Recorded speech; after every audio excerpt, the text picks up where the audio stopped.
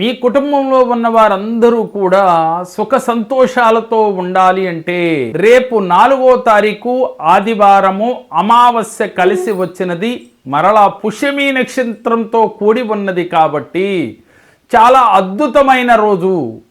ఆ రోజున గనక మీరు ఈ చిన్న క్రియ చేస్తే మీ కుటుంబంలో ఉన్న వారంతా కూడా ఆయురారోగ్యాలతో అష్టైశ్వర్యాలతో తులతూగుతారు.